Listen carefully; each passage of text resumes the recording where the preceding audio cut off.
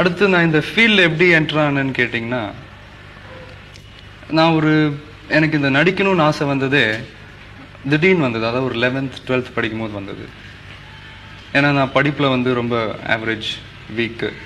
So படிச்சுட்டு என்ன பண்ண போகிறேன்னு எனக்கே தெரியல. அதனால் ஏன் நடிக்கக்கூடாது அப்படின்ற ஒரு ஆசை வந்தது. அப்போ என்னோட 12th முடிச்சுட்டு என்னோட ஃபர்ஸ்ட் இயர் டைமில் எங்கள் அம்மா அப்பா கிட்ட நான் சொன்னேன், இந்த மாதிரி நான் நடிக்கணும்ப்பா. அவங்க 2 பேருக்கும் இஷ்டம் இல்லை, இது ரொம்ப பயங்கரமான ஃபீல்டாக வர்றது ரொம்ப கஷ்டம் அப்படி இப்படின்னு சொன்னாங்க. நான் ரொம்ப பிடிவாதமாக இருந்தேன் நடிக்கணும் அப்படின்ட்டு. உடனே எங்கள் அப்பா சொன்னார், நீ எங்களுக்கு ரொம்ப செல்ல பிள்ளடா, ரொம்ப இதுவாக வளர்த்துட்டோம், நீ ரொம்ப கஷ்டப்படணும், வெயிலையும் மழையிலையும் கஷ்டப்படணும், உன்னால் அதெல்லாம் முடியாது. இல்லைப்பா, நீங்கள் எனக்கு ஒரே ஒரு சான்ஸ் கொடுத்து பாருங்கள், நான் பண்ணுறேன் அப்படின்னு. அதுக்கப்புறம் அவங்க வந்து ஒத்துக்கிட்டு ஒரு 6-7 months இந்த சினிமாவுக்கு தேவையான ஃபைட்ஸ், டான்ஸ் எல்லாம் கற்றுக் கொடுத்து அப்புறமா நாளைய தீர்ப்புன்ற படத்தில் என்னை அறிமுகப்படுத்தினாங்க. அந்த படம்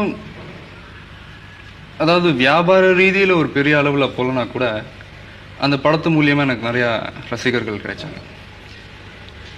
எங்கள் அப்பா அம்மாவோட ஆசை, அதாவது என்னை டாக்டர் ஆக்கி பார்க்கணுன்னு அவங்களுக்கு ஒரு ஆசை. அவங்களோட ஆசையாக நான் நிறைவேற்றி வைக்கலனா கூட என்னோட ஆசை, அதாவது நடிகன் ஆகணுன்ற என்னோட ஆசையை அவங்க 2 பேரும் நிறைவேற்றி வச்சுருக்காங்க.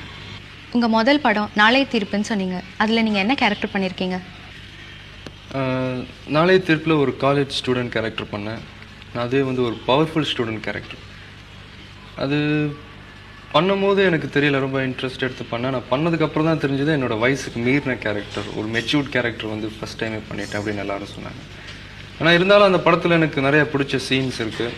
பிடிச்ச சாங் ஒன்று உடலும் உயிரும்னு ஒரு சாங், ஒரு டுவேட் சாங் எனக்கு ரொம்ப பிடிக்கும்.